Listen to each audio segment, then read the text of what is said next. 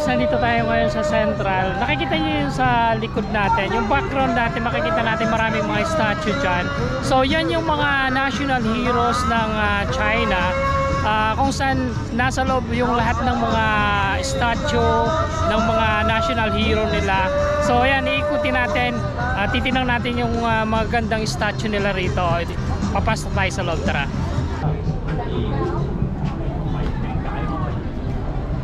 Maraming mga ano dito, mga statue. Titingnan natin kung ano yung story ng statue na to.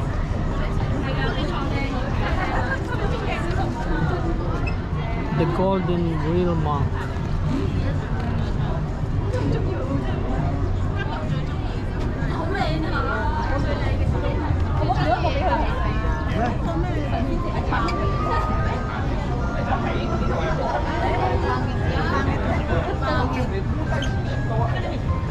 So ito naman yung isang statue dito. Yan.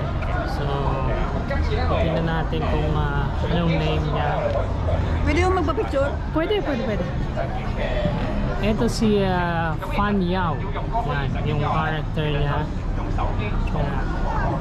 Sige. Tatlo kaya? Si Kuya! Sige, okay lang yan. Ayan, picturean muna natin yung mga kabayan natin. 1, 2, smile! Ito na titingnan. Wow! Ito yung ano, kita nyo yung samurai na yan. Napakagandang samurai. And then ito yung pinakang old na ano yata to, pinaka old na swords niya.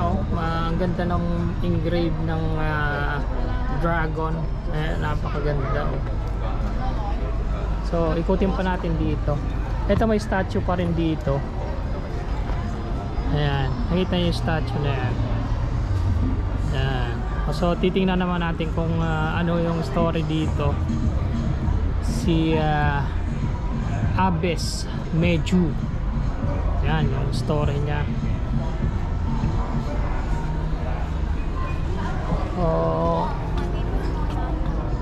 Ito yung mga nandito is cherry blossom. So ito yung mayroon pang isang statue dito. Titingnan ulit natin kung ito mga warrior nila before. Ayan, statue na yan. So titingnan natin kung anong name nitong statue na to. Si Ho Fei. Yan yung name niya. Ho Fei.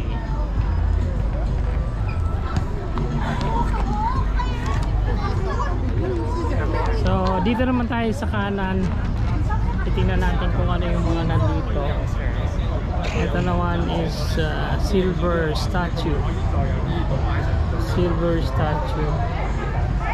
Ito naman yung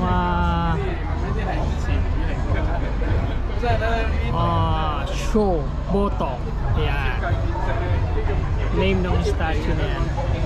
So eto din, ito may ano sa kanila。小朋友開始嘅時候咧，其實父母已經唔喺度啦，咁所以佢細個咧係由國籍養大嘅。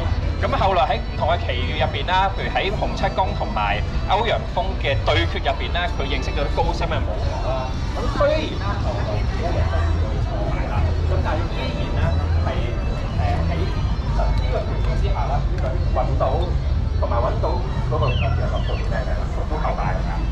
係咪啊？獨孤求敗前輩嘅劍招啦，itong Xiao Long Nu 並且喺重劍武學Yao Go嘅啲要訣入邊咧，唔單止學咗武學，仲學到一個合嘅精神。 So mayroon pa rin itong isa.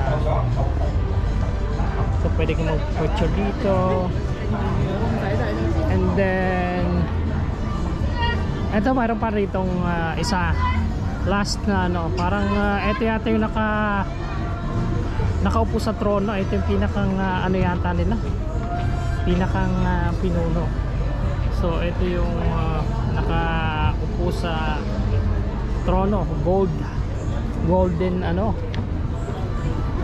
Yung name naman niya is Wan Yan Hong Lee. Yan.